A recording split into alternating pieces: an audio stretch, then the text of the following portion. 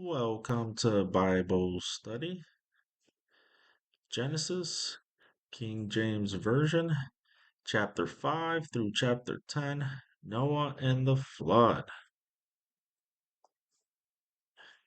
Genesis 5 1. This is the book of the generations of Adam. In the day that God created man, in the likeness of God made he him. Study notes. A new section begins listing Adam's descendants. Humanity is created in God's likeness. The story highlights God's intentional design for people. Genesis 5:2. Male and female created he them, and blessed them, and called their name Adam, in the day when they were created. God created humanity as male and female, reflecting his image. Both were blessed and named together as Adam, showing unity.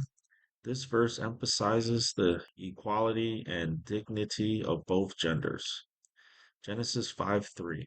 And Adam lived an 130 years and begot a son in his own likeness, after his image, and called his name Seth. Adam had Seth when he was 130 years old, continuing the family line. Seth was born in Adam's likeness, highlighting the generational passing of humanity. This verse shows the ongoing legacy and the continuation of God's plan through Seth. Genesis 5:4. And the days of Adam after he had begotten Seth were 800 years, and he begat sons and daughters. Adam lived many years after Seth was born. He had more sons and daughters, growing the human family. God's command to multiply continued to be fulfilled. Genesis 5:5. And all the days that Adam lived were 930 years, and he died. Adam lived a very long life, 930 years. The phrase, and he died, shows the reality of death after sin. God's word about the consequences of sin is fulfilled. Genesis 5:6. And Seth lived an 105 years and begot Enos. Seth continues the family line at 105 years old. God's promise of ongoing generations moves forward. Life continues in an orderly, purposeful way. Genesis 5:7. And Seth lived after he begat Enos 807 years and begot sons and daughters. Seth lived many years after Enos was born. His family continued to grow with more children. God's plan to fill the earth kept moving forward. Genesis 5:8. And all the days of Seth were 912 years, and he died. Seth lived a long life, 912 years. Death is again stated, showing its universal reach. Even godly lines are still affected by sin's consequence. Genesis 5:8. And Enos lived 90 years and begot Canaan. Enos continues the family line by having a son, Canaan. God's plan moves forward one generation at a time. Each name shows that every life matters in God's story. Genesis 5:10. And Enos lived after he begot Canaan 815 years and begot sons and daughters. Enos lived many years after Canaan was born. His family continued to grow and multiply. God's design for humanity kept unfolding steadily. Genesis 5:11. And all the days of Enos were 905 years, and he died. Enos lived a long life, 905 years. Death is again clearly stated. Every generation faces the same ending apart from God. Genesis 5:12. And Canaan lived 70 years and begot Mahalalel. Canaan becomes a father at age 70. God's plan continues through the next generation. Mahalalel. Each life is a link in God's unfolding story. Genesis 5:13. And Canaan lived after he begot Mahalalel 840 years and begot sons and daughters. Canaan lived many years after Mahalalel was born. His family line continued to grow. God's purpose advanced steadily over time. Genesis 5:14. And all the days of Canaan were 910 years, and he died. Canaan lived a very long life, 910 years. Death is once again clearly stated. Long life does not remove the certainty of death. Genesis 5:15. And Mahalalel lived 60 and 5 years and begot Jared. Jared. Mahalalel becomes a father at 65. The generational line continues through Jared. Each birth moves forward God's plan for humanity. Genesis 5:16. And Mahalalel lived after he begot Jared 830 years and begot sons and daughters. Mahalalel lived many years after Jared was born. His family continued to grow, fulfilling God's command to multiply. God's plan progresses steadily through each generation. Genesis 5:17. And all the days of Mahalalel were 809, 90 and 5 years, and he died. Mahalalel lived a very long life, 895 years. Death remains a certainty for every human. God's record keeping emphasizes the reality of life and mortality. Genesis 5:18. And Jared lived 162 years, and he begot Enoch. Jared became a father at 162 years old. The family line continues through Enoch. Each generation plays a role in God's unfolding plan. And Jared lived after he begot Enoch 800 years and begot sons and daughters. Jared lived many years after Enoch's birth. His family line continued to grow. God's plan progresses steadily through each generation. Genesis 5:20. And all the days of Jared were 962 years, and he died. Jared lived 962 years. That continues to be the inevitable end of life. Each generation reflects God's blessing of life and the reality of mortality. Genesis 5:21. And Enoch lived 60 and 5 years and begot Methuselah. Enoch becomes a father to Methuselah at 65. The lineage continues, keeping God's plan moving forward. Every life contributes to the unfolding of God's purpose. Genesis 5:22. And Enoch walked with God after he begot Methuselah 300 years and begot sons and daughters. Enoch had a close ongoing relationship with God. He walked with God. His life included both family responsibilities and spiritual devotion. God honors lives that are faithful and obedient. Genesis 5:23. And all the days of Enoch were 365 years. Enoch lived 365 years. His life was notable for his close relationship with God. Even in a fallen world, a faithful life stands out. Genesis 5:24. And Enoch walked with God, and he was not, for God took him. Enoch's close walk with God led him to being taken by passing death. God rewards faithfulness and intimacy with him. This shows that a life fully devoted to God has unique blessings. Genesis 5:25. And Enoch lived 60 and 5 years and begot Methuselah. Enoch fathered Methuselah at 65. God's plan continued through the next generation. Life and legacy progressed through faithful obedience and family. Genesis 5:26. And Enoch lived after he begot Methuselah 300 years and begot sons and daughters. Enoch continued to have a family after Methuselah's birth.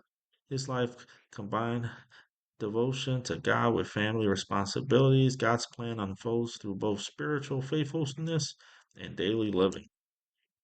Genesis 5:27.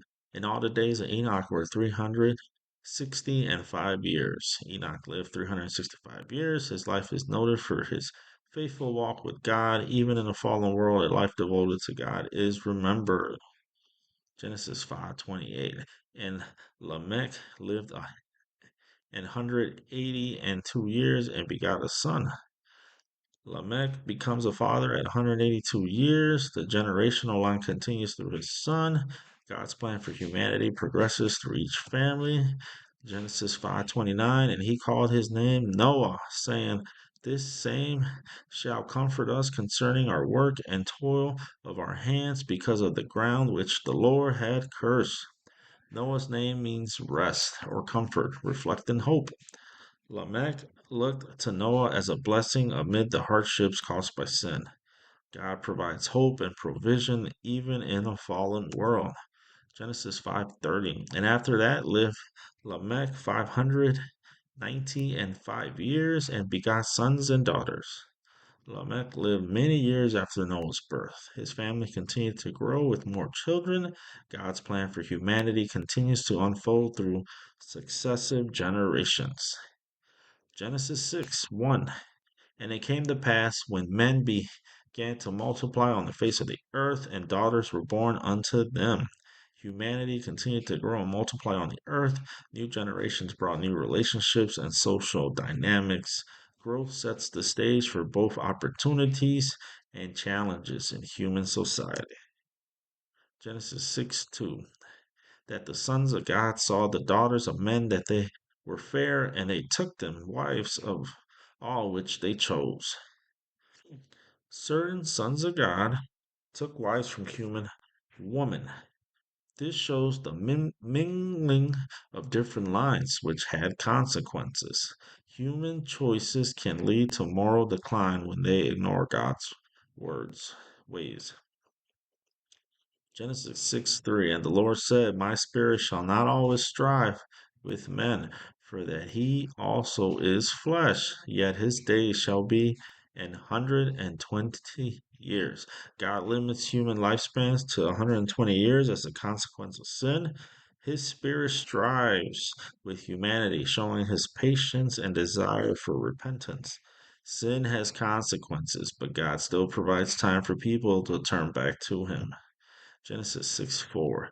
There were giants in the earth in those days, and also after that, when the sons of God came in unto the daughters of men, and they bare children to them, the same became mighty men, which were of old men of renown.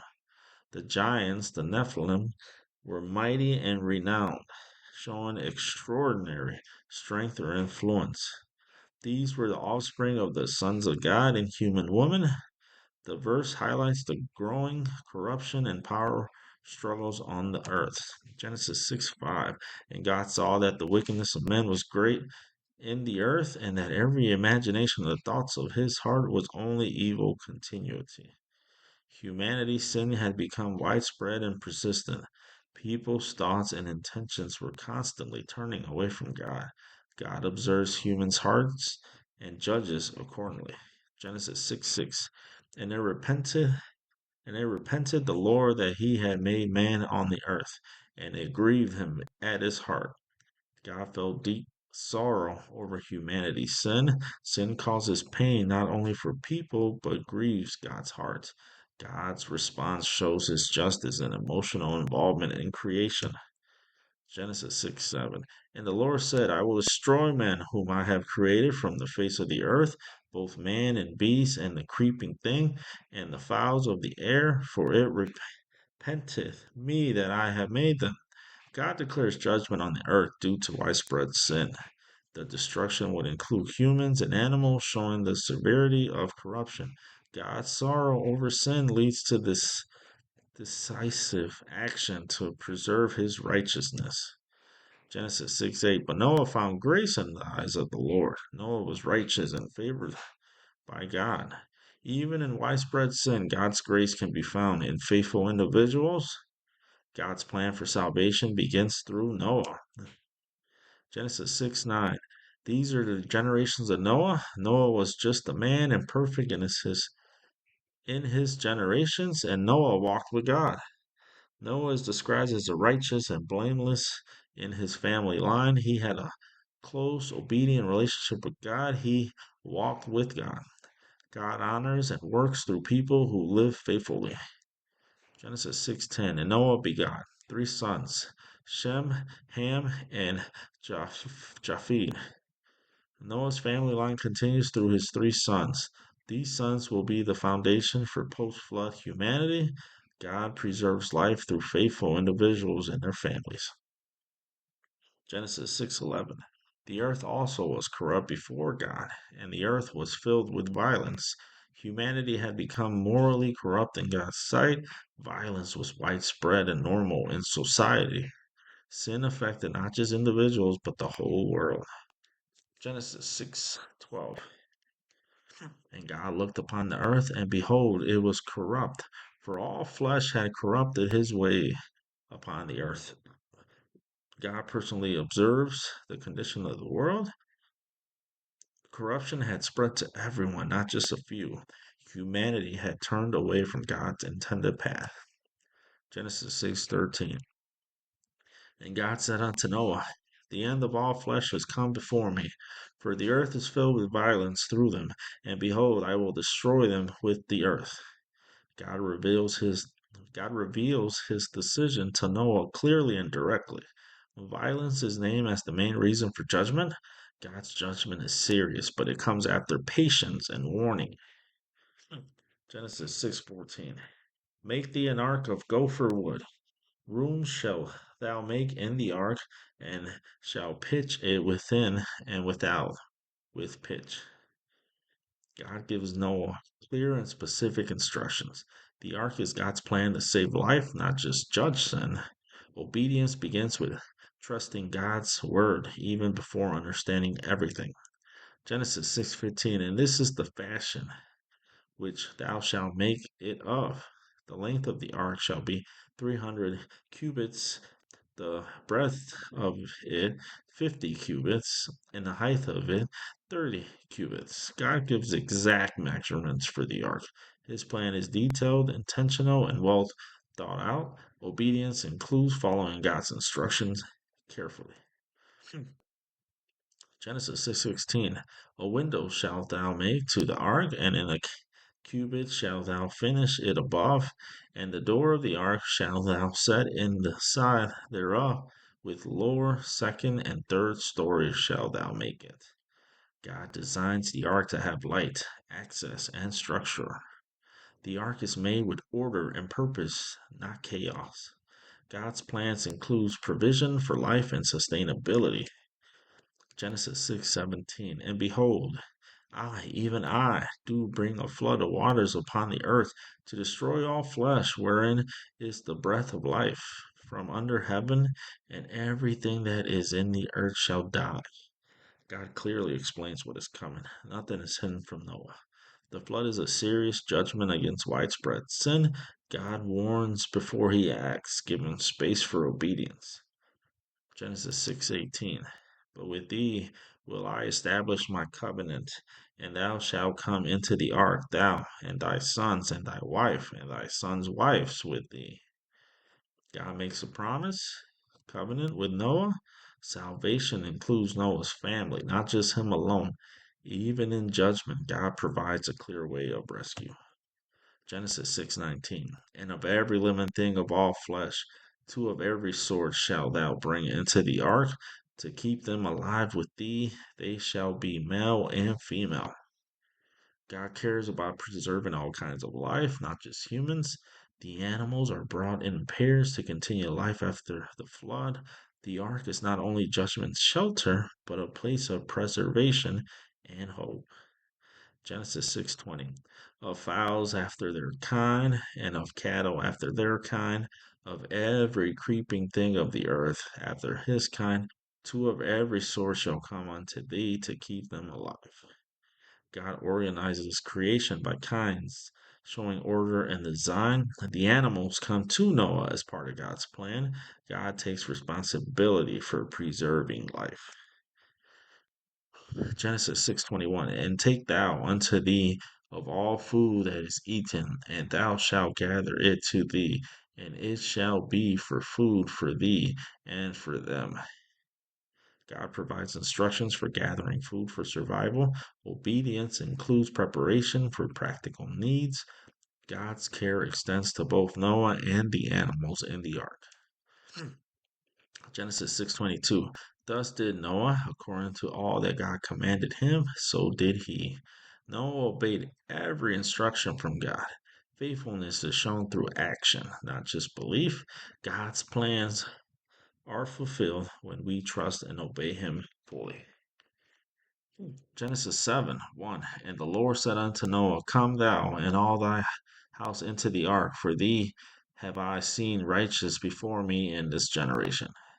God calls Noah and his family to enter the ark. Noah is recognized as righteous in a corrupt generation. God's favor and protection are given to those who live faithfully.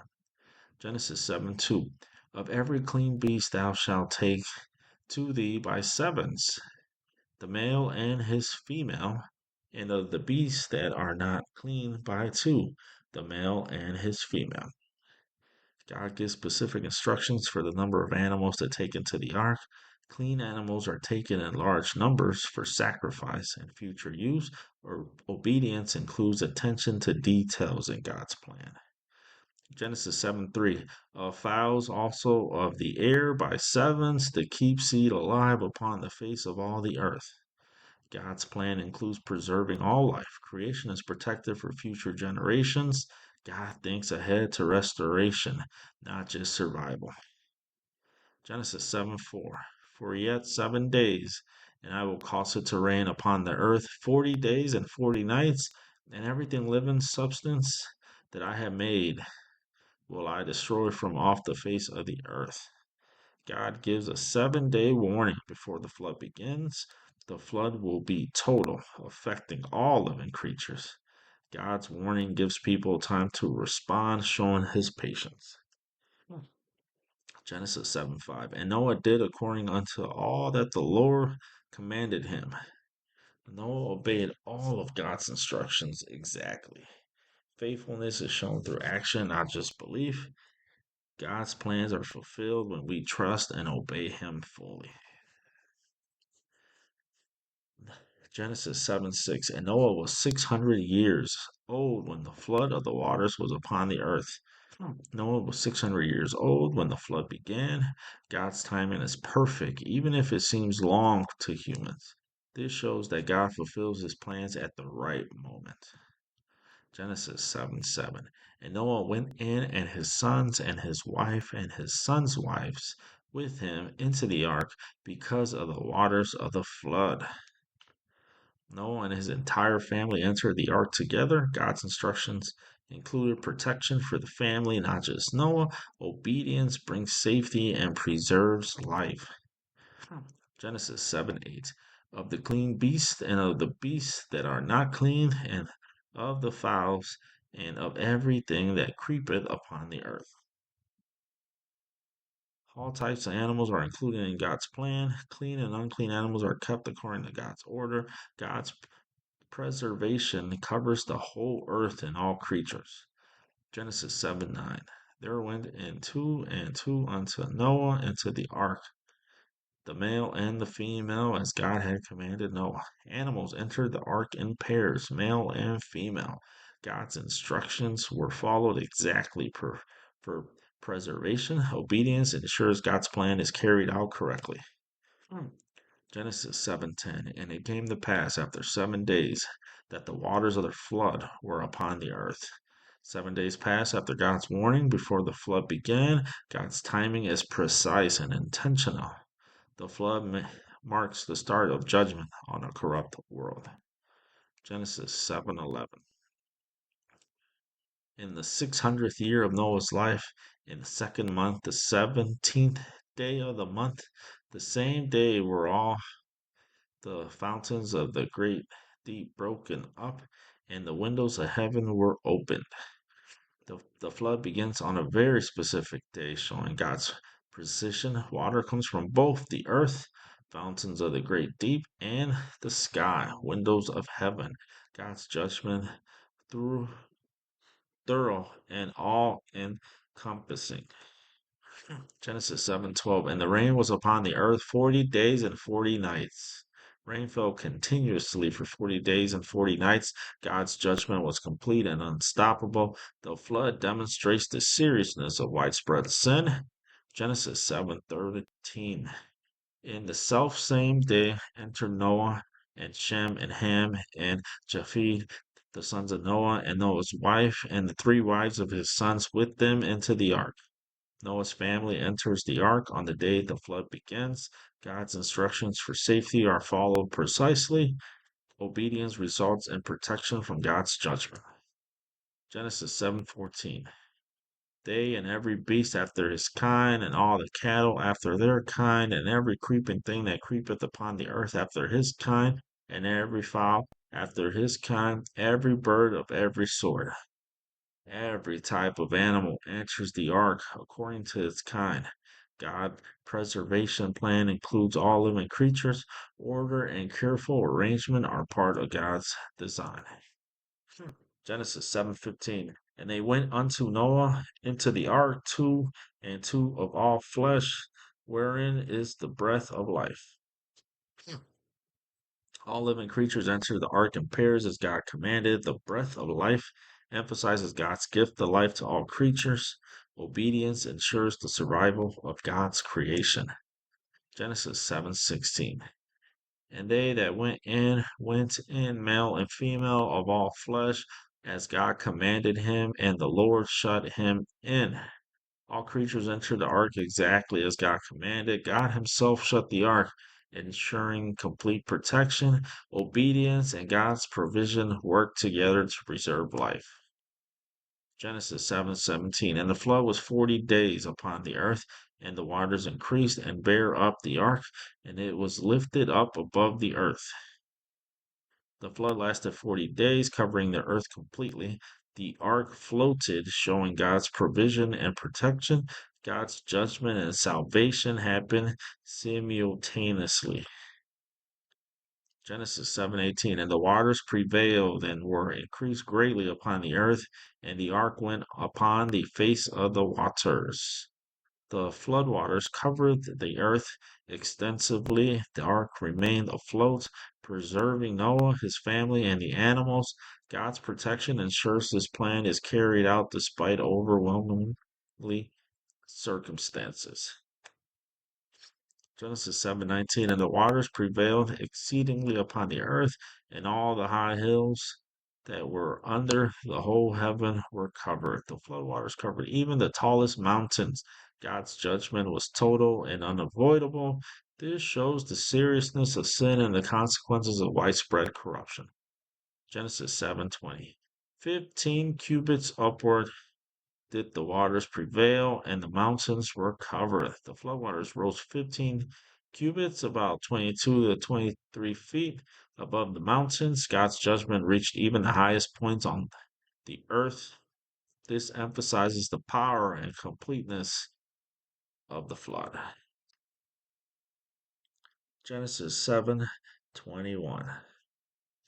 And all flesh died that moved upon the earth, both of fowl, and of cattle, and of beast, and of every creeping thing that creepeth upon the earth, and every man.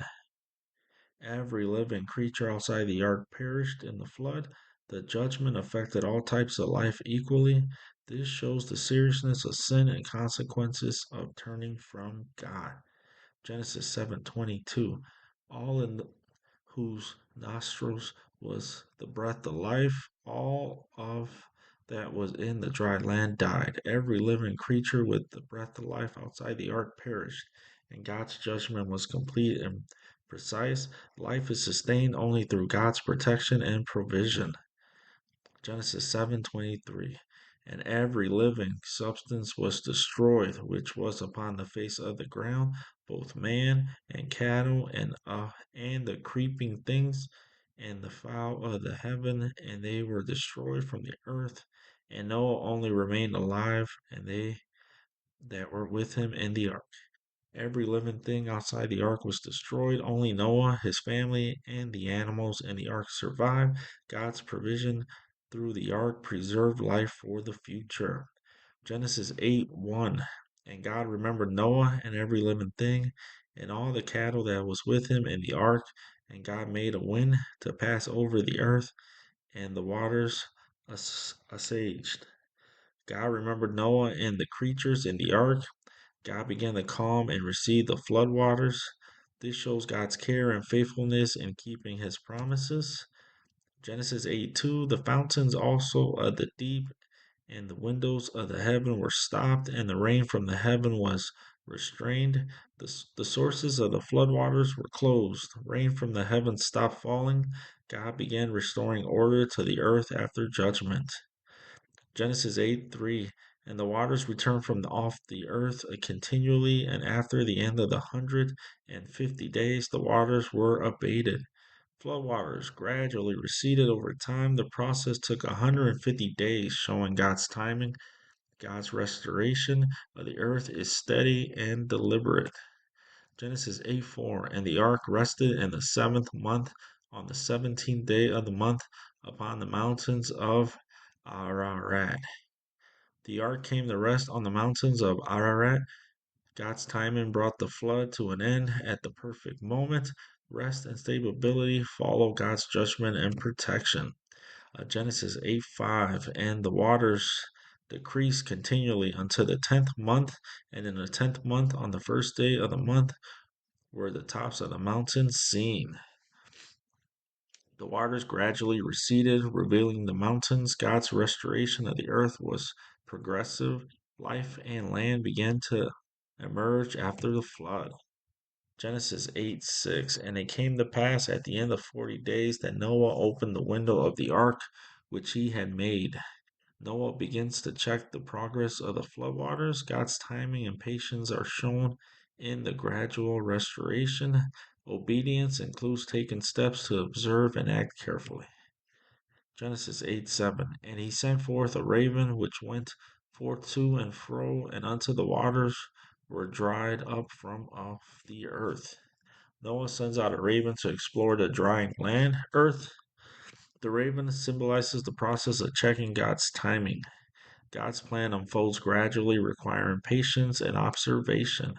Genesis 8 8. Also, he sent forth a dove from him to see if the waters were abated from off the face of the ground. Noah sends a dove to check for dry land. The dove represents hope and careful observation.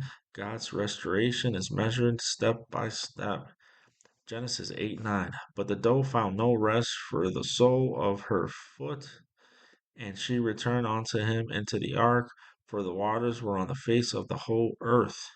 Then he put forth his hand and took her and pulled her in unto the ark. The dove could not find dry land and returned to the ark.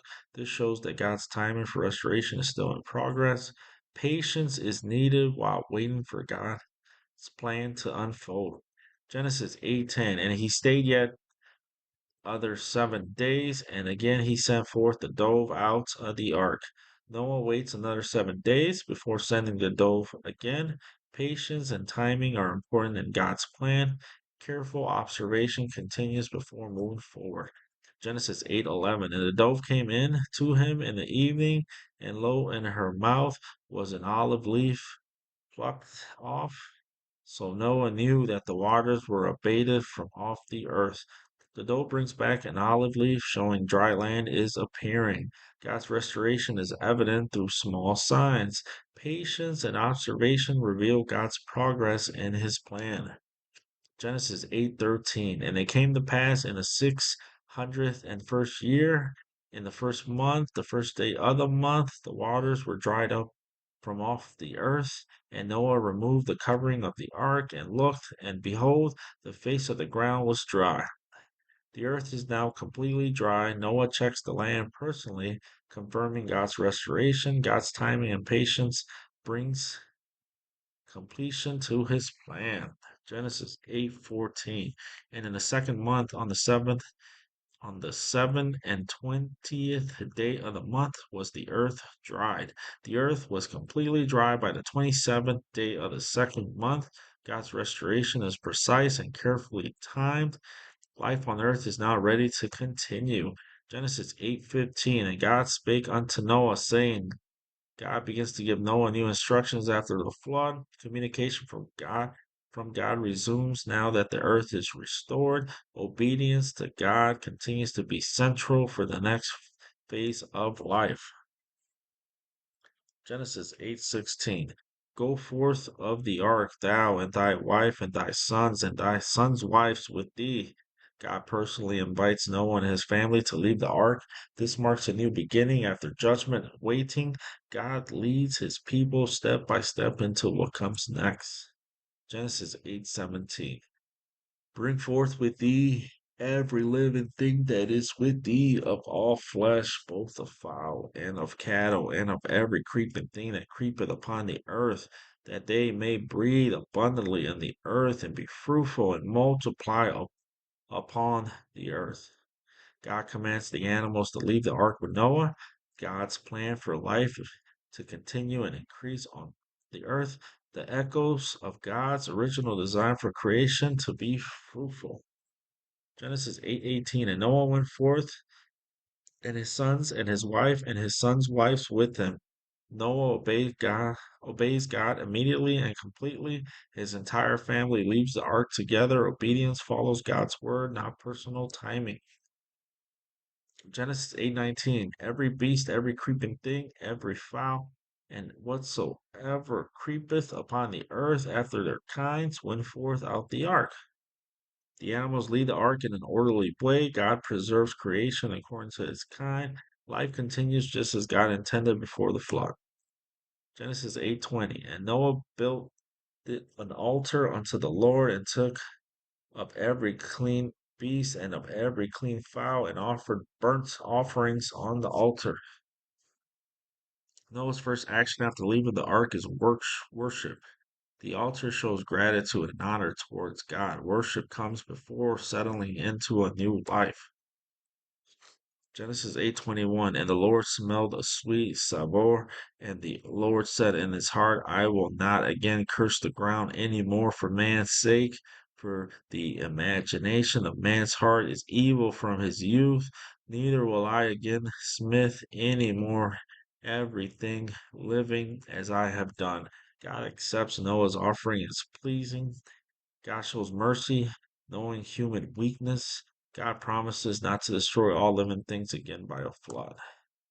Genesis 8:22. While the earth remaineth, seed time and harvest, and cold and heat, and summer and winter, and day and night shall not cease. God promises stability in the natural order of the world. Seasons and time will continue as part of God's design.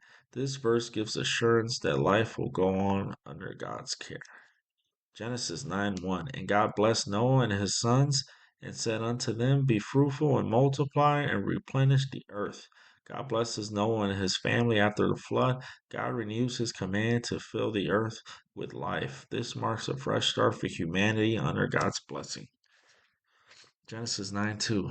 And the fear of you and the dread of you shall be upon every beast of the earth, and upon every fowl of the air, upon all that moveth upon the earth, and upon all the fishes of the sea. Into your hand are they delivered. The relationship between human and animals has changed after the flood. Animals will now fear humans as part of God's order. God gives humans responsibility and authority over living creatures. Genesis 9:3. Every moving thing that liveth shall be meat for you, even as the green herb have I given you all things. God allows humans to eat animals for food. This expands what people may eat after the flood. God continues to provide for human life in practical ways. But flesh with the life thereof, which is the blood thereof, shall ye not eat. God forbids eating the blood of living creatures. Blood represents life, showing respect for life itself. Obedience to God includes ethical treatment of what sustains life. Genesis 9:5. And surely your blood of your lives will I require.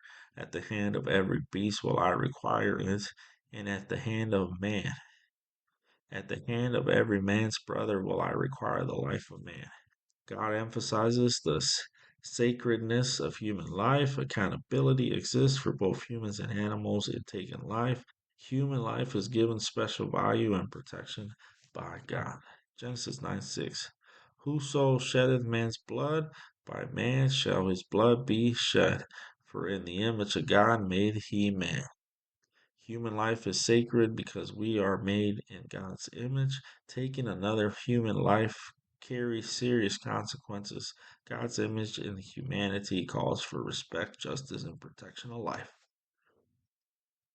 Genesis 9:7. And you be ye fruitful and multiply, bring forth abundantly in the earth and multiply therein. God repeats his command to fill the earth. Life is to continue and flourish under God's blessing.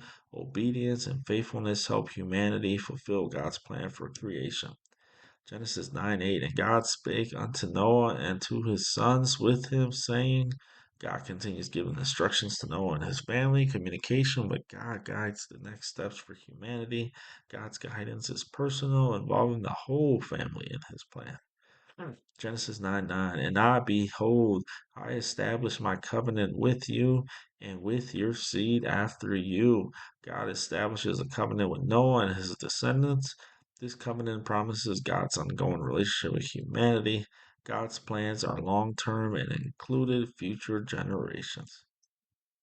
Genesis 9:10. And with every living creature that is with you, of the fowl, of the cattle, and of every beast of the earth with you, from all that go out of the ark to every beast of the earth. God's covenant includes all living creatures, not just humans. God's care and promises extend to the entire creation. The covenant highlights God's faithfulness to both people and animals. Genesis 9:11. And I will establish my covenant with you, neither shall all flesh be cut off any more by the waters of the flood, neither shall there any more be a flood to destroy the earth. God promises never to destroy all life with a flood again. This is a covenant of protection and stability for the earth.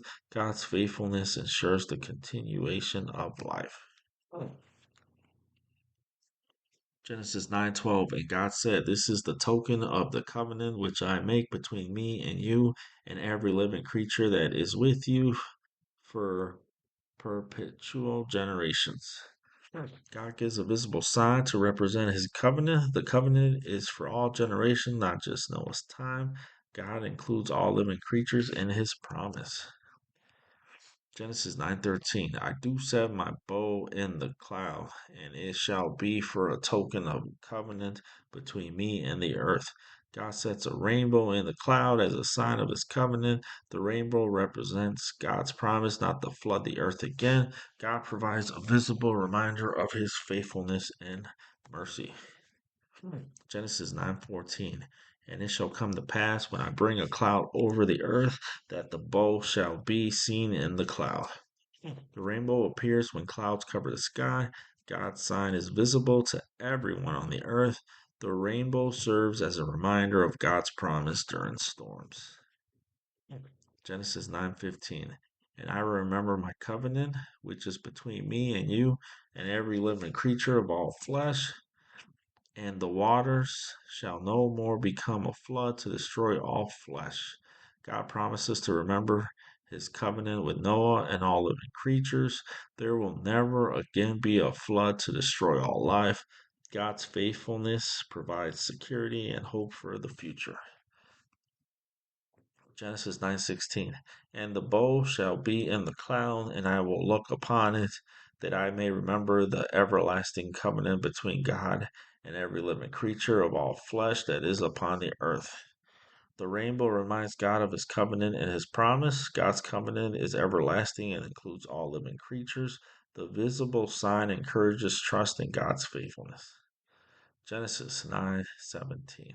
And God said unto Noah, This is the token of the covenant which I have established between me and all flesh that is upon the earth.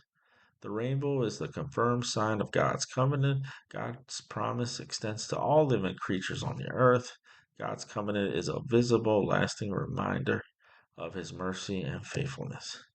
Genesis 9:18. And the sons of Noah that went forth of the ark were Shem and Ham and Japheth, and Ham is the father of Canaan. Noah's three sons repopulate the earth after the flood. Ham is noted as the father of Canaan, indicating future nations. God's plan for humanity continues through Noah's family. Genesis 9:19. These are the three sons of Noah, and of them was the whole earth overspread. The entire earth is repopulated through Noah's three sons. God's plan for life and nations continues after the flood.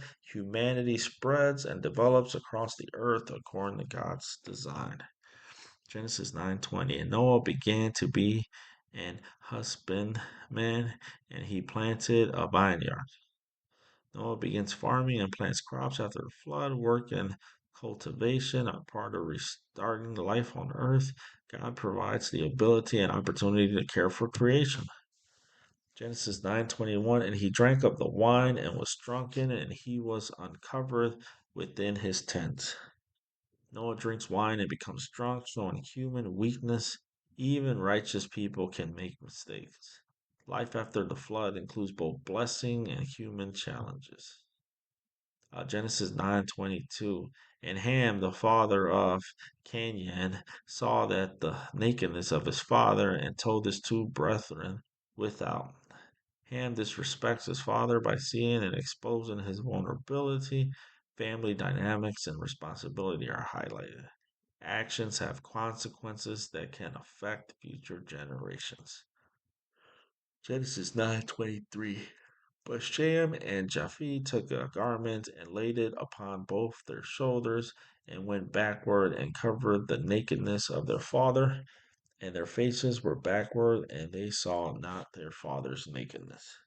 Shem and Japheth show respect and honor toward Noah.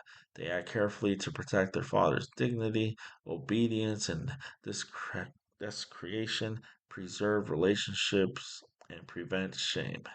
Genesis 9:24. And Noah awoke from his wine and knew what his younger son had done unto him. Noah becomes aware of Ham's disrespectful actions. Awareness brings accountability for actions. Choices within families can have lasting effects. Genesis 9:25. Forgive me. And he said, Cursed be Canaan, a servant of servants shall he be unto his brethren. Noah pronounces a consequence on Canaan, Ham's son. Actions can affect future generations. Respect and honor relationships carry a long-term significance. Genesis 9:26. And he said, Blessed be the Lord of God of Shem, and Canaan shall be his servant. Noah blesses Shem, highlighting God's favor. The blessing shows the contrast between honor and disrespect. God's plan for nations unfolds through blessings and promises. Genesis 9:27. God shall enlarge Japheth, and he shall dwell in the tents of Shem, and Canaan shall be his servant. Japheth is promised growth and opportunity. Relationship among Noah's descendants reflect God's plan, God's purpose, and blessings extend to future generations. And Noah lived after the flood 350 years. Noah lived a long life after the flood, showing God's blessing. Life continues under God's care and protection.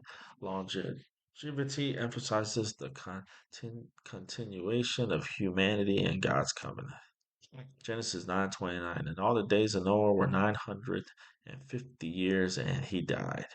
Noah lived a total of 950 years. His life spanned before, during, and after the flood, showing God's sustaining power. Death is part of human story, even for those blessed by God. Genesis 10:1. Now these are the generations of the sons of Noah, Shem, Ham, and Japheth, and unto them were sons born after the flood. This verse begins the table of nations. After the flood, Noah's sons repopulate the earth with their descendants. God's plan continues through families and nations. Genesis 10:2. The sons of Japheth, Gomer, and Magog, and Madai, and Javan, and Tubal, and Meshish, and Teras. List the descendants of Japheth, one of Noah's sons. These names represent future nations and peoples. God's promise to repopulate the earth is unfolding through generations. Genesis 10:3, and the sons of Gomer, Ashkenaz, and Ribhath, and Togarmah. Details of the descendants of Gomer, a son of Japheth. These lineages represent the spread of nations across the earth. God's plan for humanity continues through family lines. Genesis 10:4, and the sons of Javan, Elisha, and Tarshish, Kittim, and Dodanim. List of descendants of Javan, another son of Japheth. These descendants represent nations and territories in the Mediterranean region. God's plan for spreading humanity across the earth continues through genealogy. Genesis 10:5. By these were the isles of the Gentiles divided into their lands, everyone after his tongue and after their families and their nations.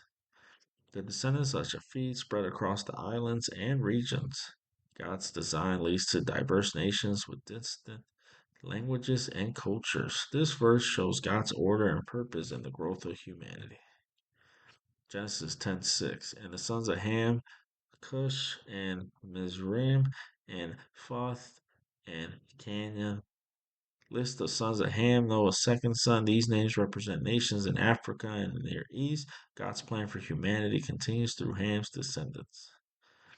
Genesis 10:7, and the sons of Cush, Seba, and Havilah, and Sabetah, and Ramah, and Sabetah, and the sons of Ramah, Sheba, and Dedan. List of descendants of Cush, son of Ham. These names represent nations in Africa and Arabia. God's plan for repopulating the earth continues through detailed genealogies. Genesis 10:8, and Cush begot Nimrod, and he began to be a mighty one in the earth. Nimrod, descendant of Cush, is noted for his strength and leadership. God's plan for humanity includes the rise of influential leaders. This verse introduces the idea of power and kingdoms emergent in history. Genesis 10:9. He was a mighty hunter before the Lord. Before it is said, even as Nimrod, the mighty hunter before the Lord. Nimrod is described as a powerful hunter and leader. The phrase before the Lord may indicate prominence or influence under God's observation. God's plan allows human leaders, but their power is always under his sovereignty. Genesis 10:10. And the beginning of his kingdom was Babel, and Erech, and Akkad, and Calneh in the land of Shinar. Nimrod's kingdom begins with the cities of Babel, Erech, Akkad, and Calneh. This marks the rise of early human civilization and organized societies. God's sovereignty remains even as humans build cities and kingdoms. Genesis 10:11. Out of that land went forth Ashur and builded Nineveh and the city of Rehoboth and Calah. Ashur, a descendant of Noah, builds important cities including Nineveh.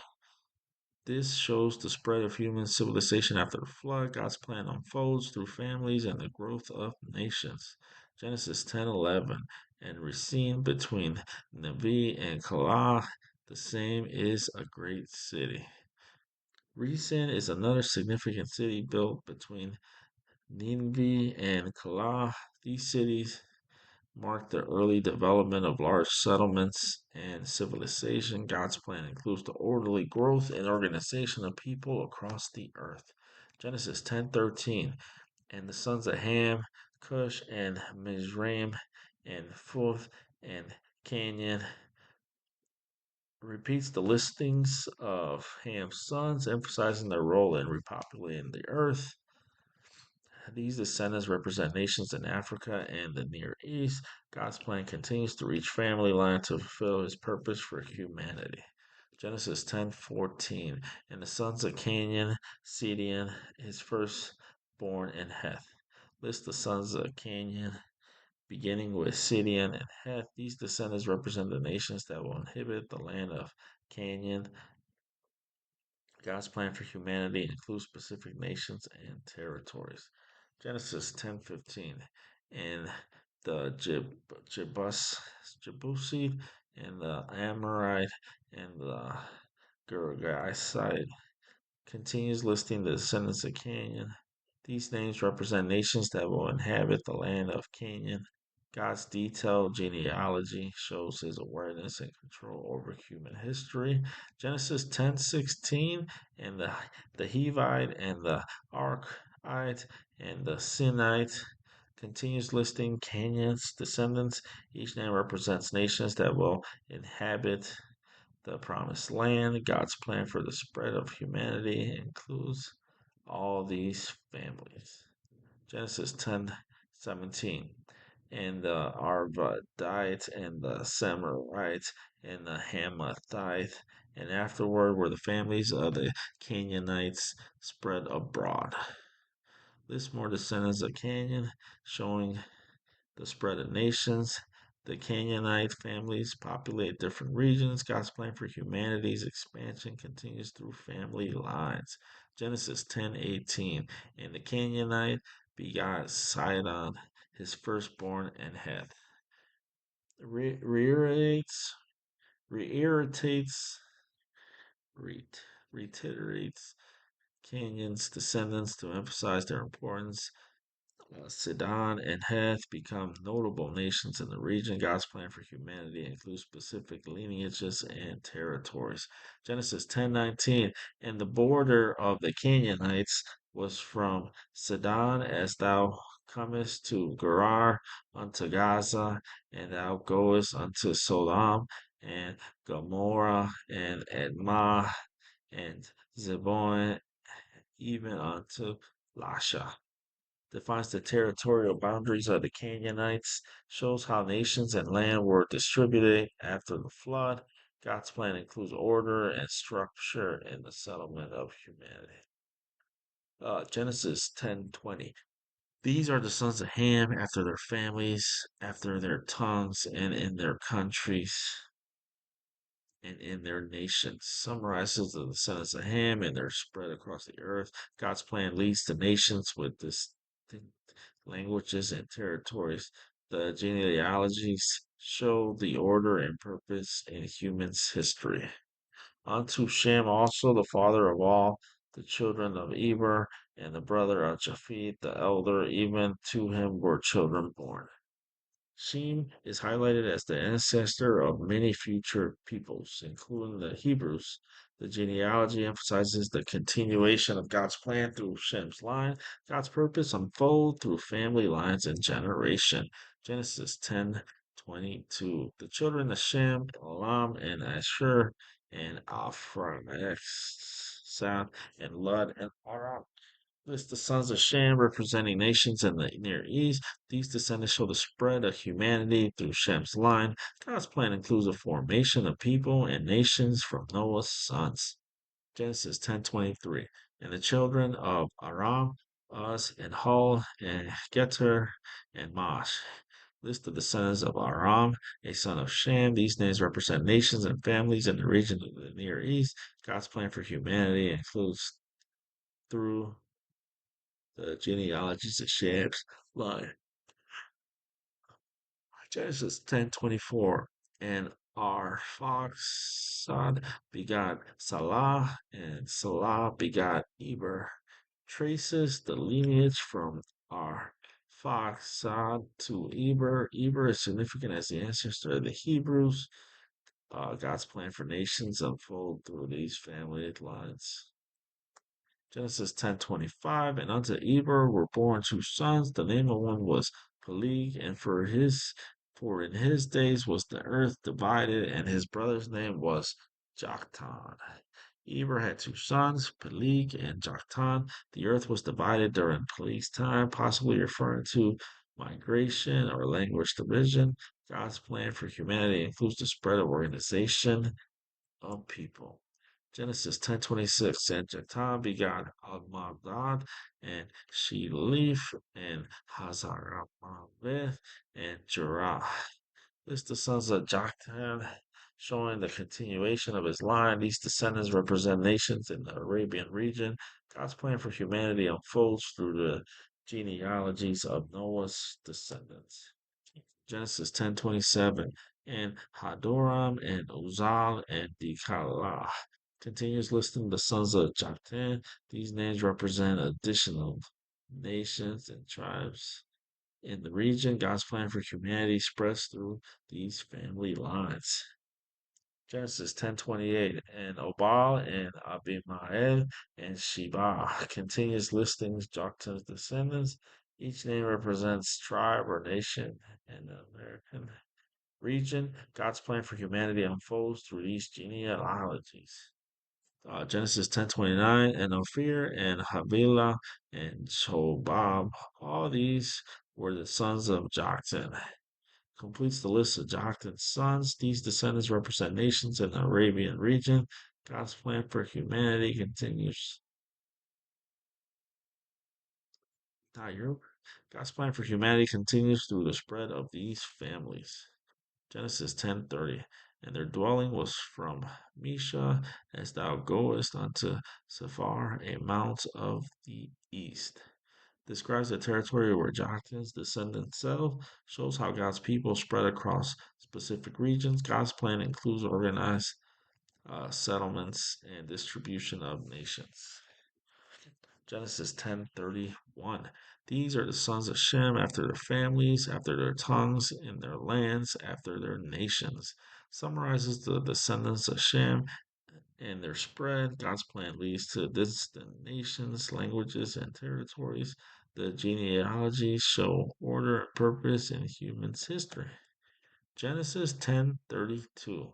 These are the families of the sons of Noah after their generations and their nations, and by these were the nations divided in the earth after the flood. Summarizes the table of nations after the flood. God's plan includes organized distribution of people and nations. Humanity spreads across the earth according to God's design. And that concludes the Bible study, including Noah and the flood.